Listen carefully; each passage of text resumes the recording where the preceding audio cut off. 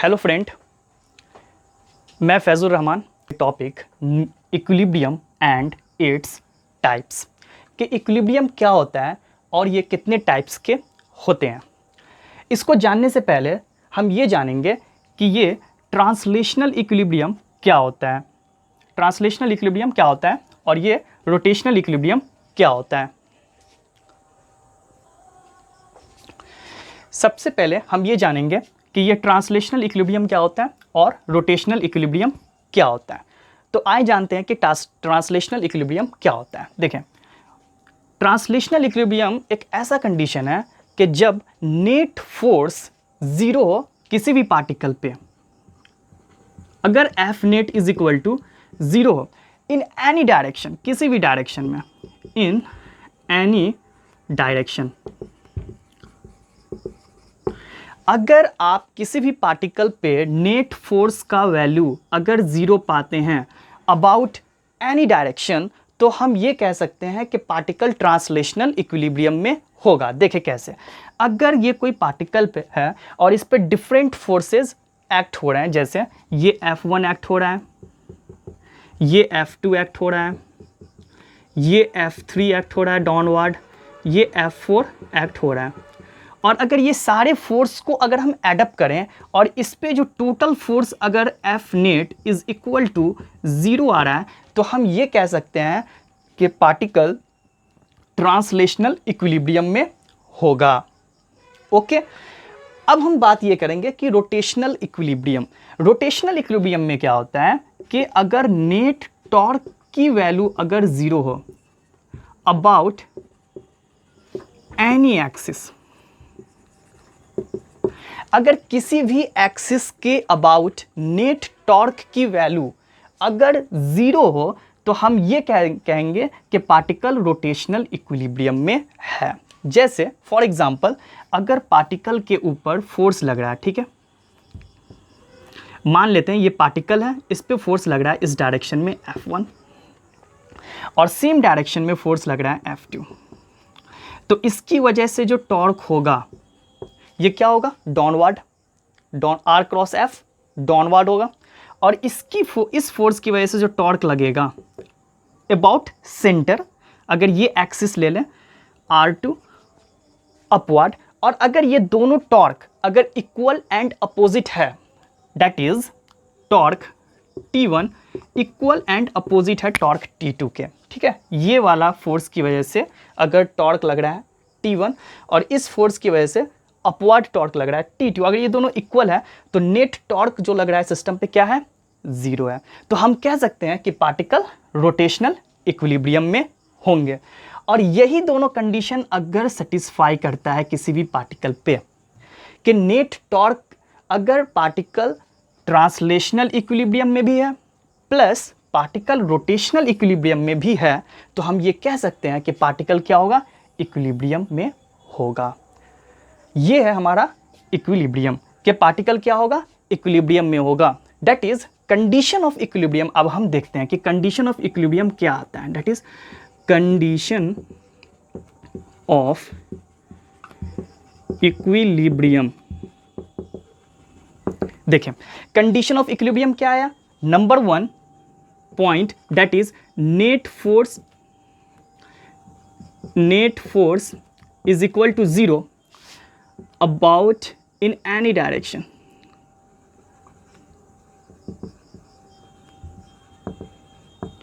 any direction, horizontally हो zero, vertical भी zero, about any direction net force की value क्या होगी, जीरो होगी। ये पहली कंडीशन है। और दूसरी कंडीशन क्या हमने देखा कि नेट टॉर्क की वैल्यू जीरो है अबाउट एनी एक्सिस, किसी भी एक्सिस के अबाउट नेट टॉर्क की वैल्यू जीरो। अगर ये दोनों कंडीशन है, that is translational equilibrium and rotational equilibrium, तो हम ये कहेंगे कि पार्टिकल इक्विलिब्रियम में है। अब हम लोग टाइप्स ऑफ इक्विलिब्रियम के बारे में पढ़ेंगे। नाउ टाइप्स ऑफ इक्विलिब्रियम अब हम लोग पढ़ेंगे। इसमें क्या है कि ये 3 टाइप्स के होते हैं, stable equilibrium, unstable equilibrium and neutral equilibrium. तो वन बाय वन देखेंगे। सबसे पहले हम लोग स्टेबल इक्विलिब्रियम को देखते हैं कि ये स्टेबल इक्विलिब्रियम क्या होता है। ठीक है, स्टेबल इक्विलिब्रियम।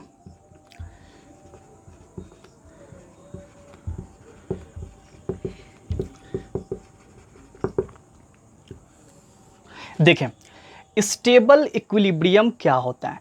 सबसे पहले हम एक डायग्राम बनाते हैं कि मान लेते हैं ये एक बाउल है, इसमें एक छोटा सा बॉल रखा हुआ है। ठीक है, ये छोटा सा बॉल रखा हुआ है। ठीक है, किसी भी सिस्टम पे सबसे पहले हम ये फाइंड करते हैं कि सिस्टम इक्विलिब्रियम में है या नहीं है।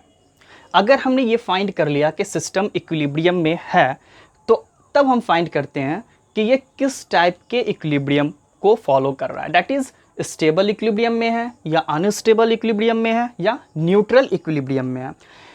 अब हम लोग स्टेबिलिटी ऑफ इक्विलिब्रियम कैसे फाइंड करते हैं कि पार्टिकल कौन से इक्विलिब्रियम में है। इसके लिए क्या है कि पार्टिकल अभी क्या है, इक्विलिब्रियम में है। हम क्या करते हैं कि इसके इक्विलिब्रियम पोजीशन को डिस्टर्ब करते हैं। ठीक है, डिस्टर्ब करके हम ये चेक करते हैं, दैट इज स्लाइटली डिस्प्लेस करते हैं from its equilibrium position. Particle को स्लाइटली डिस्प्लेस करते हैं इसके इक्विलिब्रियम पोजीशन से। अगर पार्टिकल को स्लाइटली डिस्प्लेस करने पर हमारा जो ऑब्जर्वेशन आता है वो दो तरह का ऑब्जर्वेशन जो हम देखेंगे। अगर वो ऑब्जर्वेशन हम करते हैं फिर, और उस ऑब्जर्वेशन के अकॉर्डिंग हम ये फाइंड करते हैं कि पार्टिकल किस टाइप के इक्विलिब्रियम में है।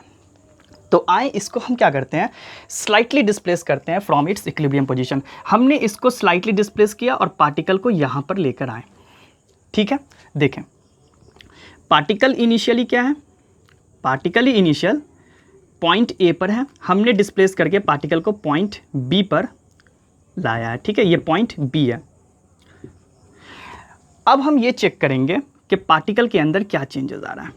जब हम पार्टिकल को पॉइंट बी पर लाएंगे तो इस पार्टिकल की पोटेंशियल एनर्जी क्या हो रही है, इंक्रीज कर रही है। देखें यहाँ पर पोटेंशियल एनर्जी अगर हम ज़ीरो मान लें तो इनिशियली पार्टिकल के पास पोटेंशियल एनर्जी क्या है, ज़ीरो है।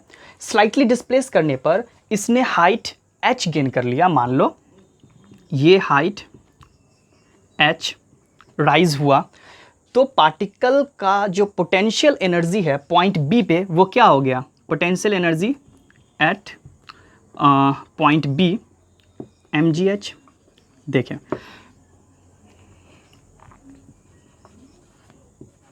mgh मीन्स स्लाइटली डिस्प्लेस करने पर पार्टिकल का पोटेंशियल एनर्जी इंक्रीज कर गया। आप किधर भी डिस्प्लेस कर सकते हैं, लेफ्ट या राइट। अगर हम लेफ्ट की तरफ डिस्प्लेस करते हैं फिर भी पार्टिकल का पोटेंशियल एनर्जी क्या हो रहा है, इंक्रीज कर रहा है। तो ये एक कंडीशन हम देख रहे हैं कि पार्टिकल को स्लाइटली डिस्प्लेस करने पर from its equilibrium position particle का पोटेंशियल एनर्जी इंक्रीज हो रहा है। तो ये कंडीशन हम देखते हैं, condition first.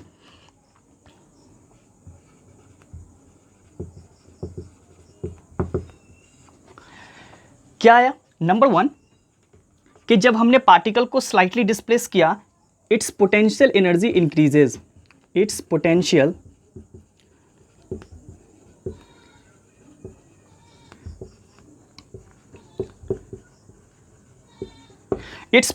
Energy increases. Now second point ये है कि जब आप पार्टिकल को स्लाइटली डिस्प्लेस कर रहे हैं और वहां से अगर आप पार्टिकल को छोड़ दें तो पार्टिकल फिर से अपने इक्विलिब्रियम पोजीशन पे आ जाता है। यही होगा ना, अगर आप यहां से पार्टिकल को छोड़ दें तो पार्टिकल फिर से पॉइंट ए पर आ जाएगा। इट मीन्स कि आप पार्टिकल की टेंडेंसी है कि अपने इक्विलिब्रियम पॉइंट की तरफ जाए। मतलब आप पार्टिकल को डिस्प्लेस इधर कर रहे हैं बट पार्टिकल पे जो फोर्स है वो डाउनवर्ड लग रहा है। पार्टिकल डाउनवर्ड जा रहा है, डाउनवर्ड कौन लेकर जा रहा है, फोर्स ही तो है जो पार्टिकल के पोजीशन को क्या करता है, चेंज करता है। आपने पार्टिकल को डिस्प्लेस किया इधर और पार्टिकल पे फोर्स लग रहे हैं इस side. That is force and displacement both are in the opposite direction. और अगर ऐसा होता है तो क्या होगा, कि इस टाइप के कंडीशन को हम बोलेंगे स्टेबल इक्विलिब्रियम। नंबर 2 कंडीशन है कि क्या है कि फोर्स इज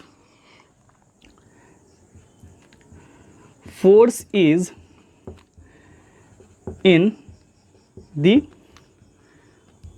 अपोजिट force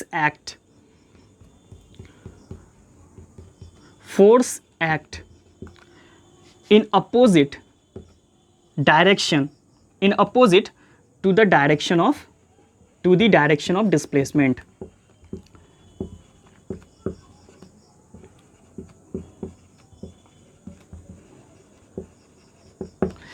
देख रहे हैं फोर्स जो एक्ट हो रहा है डिस्प्लेसमेंट के अपोजिट डायरेक्शन में हो रहा है, और अगर ये 2 कंडीशन सेटिस्फाई हो तो ऐसे इक्विलिब्रियम को हम बोलते हैं स्टेबल इक्विलिब्रियम, कि उसकी पोटेंशियल एनर्जी राइज करेगी, और अगर पोटेंशियल एनर्जी राइज करेगी दैट इज, तो पोटेंशियल एनर्जी क्या होगा, पॉजिटिव होगा, और जब आप इसका डबल डिफरेंशिएट करेंगे तो वो क्या होगा, मिनिमम होगा, तो वो अलग कंडीशन है। और force act in the opposite direction of displacement, ये 2 कंडीशन को फॉलो करता है, तो हम बोलेंगे पार्टिकल क्या है, स्टेबल इक्विलिब्रियम में है। ठीक है, अब हम लोग इसके कंडीशन देखते हैं, रिलेशन मैथमेटिकल अप्रोच देखते हैं कि वो क्या होता है। हम जानते हैं कि जो फोर्स होता है वो होता है माइनस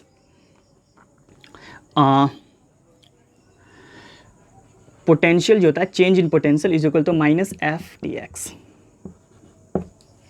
ये होता है कंजर्वेटिव फोर्स में कि change in potential is equal to minus F D X, ये कंजर्वेटिव फोर्स में होता है। That is F is equal to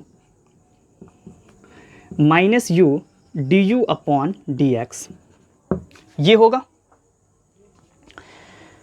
और हम जानते हैं कि अगर पार्टिकल स्टेबल इक्विलिब्रियम में हो, न्यूट्रल इक्विलिब्रियम में हो, या अनस्टेबल इक्विलिब्रियम में हो, एफ नेट की जो वैल्यू होती है वो क्या होती है, 0।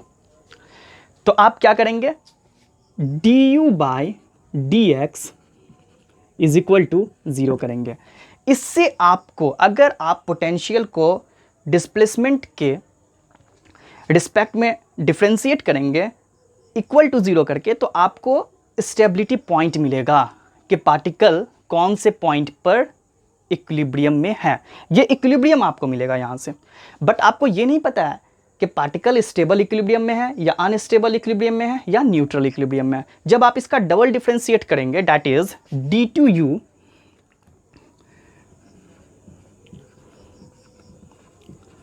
डी एक्स स्क्वायर, अगर ये पॉजिटिव आता है ग्रेटर देन 0, तब आप ये कहेंगे कि पार्टिकल स्टेबल इक्विलिब्रियम में होगा,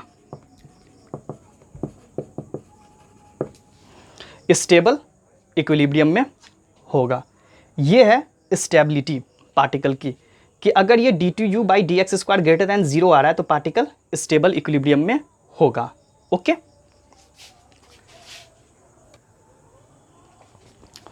अब हम लोग अनस्टेबल इक्विलिब्रियम देखेंगे कि अनस्टेबल इक्विलिब्रियम क्या होता है। ठीक है, देखें, इसके लिए एक डायग्राम बनाते हैं। ये एक बाउल है और इस पे एक स्मॉल बॉल हमने पुट कर दिया। ठीक है, स्टेबिलिटी चेक करने के लिए क्या होता है कि हम इसके इस इक्विलिब्रियम पोजीशन से पार्टिकल को स्लाइटली डिस्प्लेस करते हैं। ठीक है, हमने इसे स्लाइटली डिस्प्लेस किया, मान लो कि हमने इसे स्लाइटली डिस्प्लेस किया फोर्स लगाकर, और पार्टिकल यहाँ पर स्लाइटली इसे डिस्प्लेस किया, तो देखो क्या होता है, चेंजेस क्या आ रहा है, ऑब्जर्वेशन क्या आ रहा है कि जब हमने पार्टिकल पे फोर्स लगाया तो पार्टिकल स्लाइटली डिस्प्लेस हुआ फ्रॉम इट्स इक्विलिब्रियम पोजीशन। तो हमने चेंजेस जो देखा है वो ये कि इसकी पोटेंशियल एनर्जी डिक्रीज हो रही है। देखो, पहले पोटेंशियल एनर्जी मान लो h हाइट पर है, तो पार्टिकल का पॉइंट ए पे जो पोटेंशियल एनर्जी होगा वो कितना होगा, potential energy at point A वो होगा mgh, और जो पॉइंट बी पे पार्टिकल का पोटेंशियल एनर्जी होगा वो क्या होगा,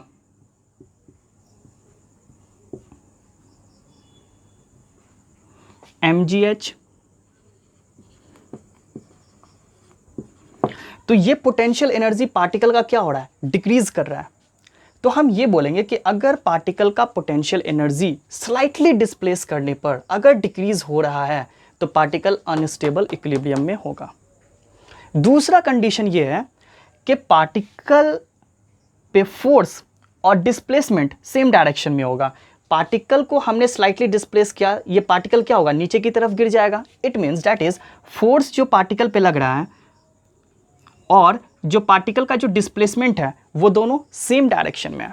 फोर्स और डिस्प्लेसमेंट दोनों सेम डायरेक्शन में है। तो हम क्या बोलेंगे कि अगर पार्टिकल को स्लाइटली डिस्प्लेस करने पर पार्टिकल का पोटेंशियल एनर्जी डिक्रीज होता है और force act in the same direction of displacement, तो हम ये बोलेंगे कि पार्टिकल अनस्टेबल इक्विलिब्रियम में है। कंडीशन इसका क्या हो जाएगा, कंडीशन ये होगा, number 1,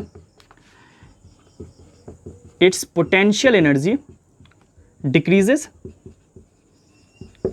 when it displaces slightly from its equilibrium position, and number 2, force acts in the same direction of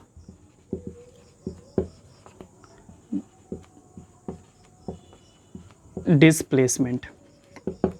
Force acts in the same direction of displacement. तो ये क्या होगा, पार्टिकल दोनों कंडीशन को सेटिस्फाई कर रहा है, तो हम बोलेंगे पार्टिकल अनस्टेबल इक्विलिब्रियम में है। अब हम मैथमेटिकल अप्रोच देखते हैं। जैसा कि हमने आपको बताया कि किसी भी पार्टिकल का जो हम इक्विलिब्रियम पॉइंट फाइंड करते हैं उसके लिए du/dx इज इक्वल टू 0 करते हैं। जब हम ये 0 फाइंड कर लिए तो हमें ये पता चला कि पार्टिकल इक्विलिब्रियम में किस पॉइंट पर है। जब हम इसका डबल डिफ्रेंशिएट करते हैं d2u/dx², अगर ये निगेटिव आ गया, दैट इज लेस देन 0 आ गया, तो हम ये बोलेंगे कि पार्टिकल अनस्टेबल इक्विलिब्रियम में है।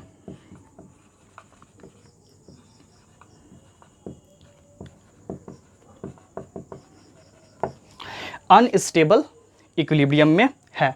ये दो कंडीशन आपको फॉलो करें, और मैथमेटिकल क्या है कि d2u/dx² का वैल्यू क्या हो, लेस देन 0 हो, तो ये क्या होगा, अनस्टेबल इक्विलिब्रियम में होगा। इसका जो बेस्ट एग्जांपल है कि एक ये बॉल वाला कंडीशन हो गया, दूसरा कि अगर आप क्यूब को उल्टा कर दें, ये क्यूब है और स्लाइटली आप इसको फोर्स लगा के डिस्प्लेस करें, तो ये क्या होता है, नीचे की तरफ टॉपल कर जाता है, क्योंकि ये अनस्टेबल इक्विलिब्रियम में होता है। ठीक है, और स्टेबल इक्विलिब्रियम में क्या होता है कि ये क्यूब को अगर आप ऐसे रख दें तो ये क्या होगा, अगर आप स्लाइटली फोर्स लगा के इसको डिस्प्लेस करेंगे तो ये वापस से अपने ओरिजिनल पोजीशन पर आ जाएगा, क्योंकि इसके पास एक रीस्टोरिंग फोर्स होता है जो इसको वापस अपने इक्विलिब्रियम पोजीशन पे ले आता है स्टेबल इक्विलिब्रियम में। ठीक है,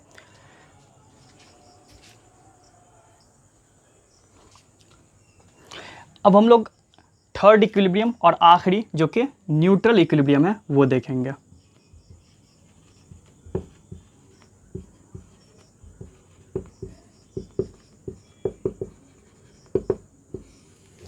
न्यूट्रल इक्विलिब्रियम, न्यूट्रल इक्विलिब्रियम में क्या है कि अगर कोई पार्टिकल ऐसे रखा हुआ है, देखो, और ये इक्विलिब्रियम पोजीशन पे, इसको आप स्लाइटली डिस्प्लेस कर दो लेफ्ट या राइट, तो पार्टिकल क्या होगा, इस पॉइंट पर आएगा। अगर आप इसे इधर डिस्प्लेस करोगे तो पार्टिकल इस पॉइंट पर आएगा। आपने इस चीज में ऑब्जर्वेशन देखा इस प्रोसेस में कि इसकी जो पोटेंशियल एनर्जी हो रही है वो चेंज नहीं हो रही है, वो कांस्टेंट है। तो अगर पार्टिकल को स्लाइटली डिस्प्लेस करने पर पोटेंशियल एनर्जी कांस्टेंट हो तो हम क्या बोलेंगे, पार्टिकल न्यूट्रल इक्विलिब्रियम में होगा। There will be no change in the potential energy when it displace slightly from its equilibrium position, और फोर्स और डिस्प्लेसमेंट पे कोई इफेक्ट नहीं होगा। आपने फोर्स लगाया, इसमें कोई इफेक्ट नहीं है। ठीक है, तो ये कंडीशन है कि इक्विलिब्रियम पोटेंशियल एनर्जी अगर ये कांस्टेंट रहे और फोर्स आप लगा रहे हैं, बट ये फोर्स और डिस्प्लेसमेंट के अंदर कोई रिलेशनशिप नहीं है, जैसे उसमें था कि force and displacement act in the same direction, यहाँ स्टेबल में था कि force and displacement act in the opposite direction. इसमें वो कंडीशन नहीं है कि फोर्स डिस्प्लेसमेंट पे कोई डिपेंड नहीं है। इसमें क्या है कि पोटेंशियल एनर्जी इसकी कांस्टेंट रहेगी, तो हम बोलेंगे कि पार्टिकल न्यूट्रल इक्विलिब्रियम में है। इसका कंडीशन ये है कि इक्विलिब्रियम पॉइंट फाइंड करने के लिए हम du/dx को 0 से इक्वेट करते हैं। जब आप इसका डबल डिफरेंशिएट करेंगे तो ये क्या होगा,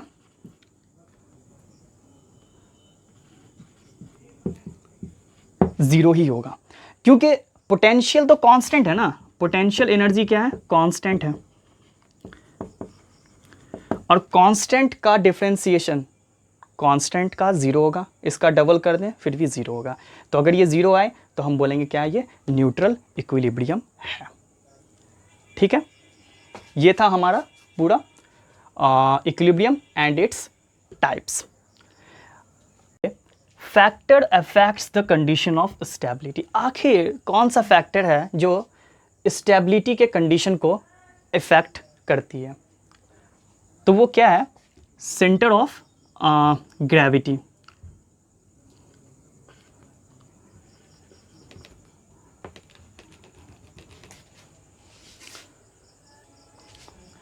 सेंटर ऑफ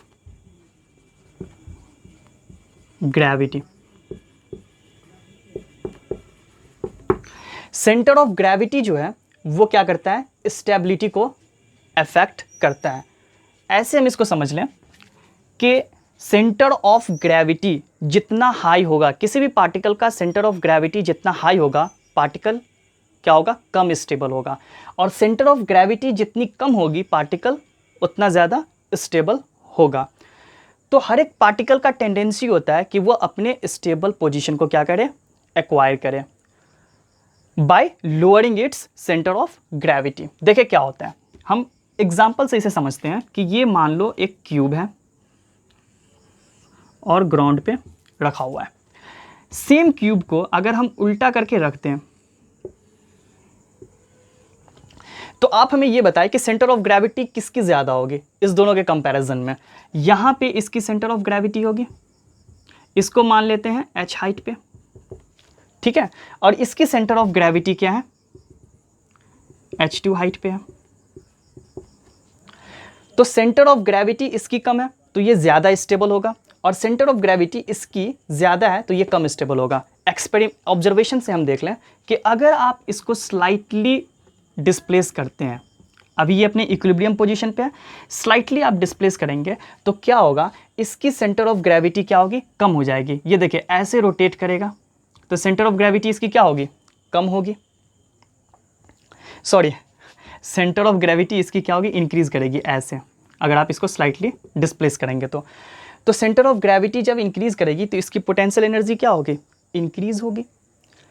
पार्टिकल चाहेगा कि अपने लोएस्ट सेंटर ऑफ ग्रेविटी की तरफ जाए ताकि पार्टिकल स्टेबल हो, पार्टिकल फिर से क्या होगा, अपने इक्विलिब्रियम पोजीशन को एक्वायर कर लेगा। अगर हम इस पर स्लाइटली फोर्स लगाते हैं तो फिर पार्टिकल क्या होता है, फिर सेम पोजीशन पे आ जाता है। क्यों आता है, क्योंकि इसकी स्लाइटली डिस्प्लेस करने पे इसकी सेंटर ऑफ ग्रेविटी इंक्रीज कर गई तो लेस स्टेबल हो गया। अब ये लेस स्टेबल से मोर स्टेबल की तरफ जाना चाहेगा तो ये वापस से अपने इक्विलिब्रियम पोजीशन की तरफ आ जाता है।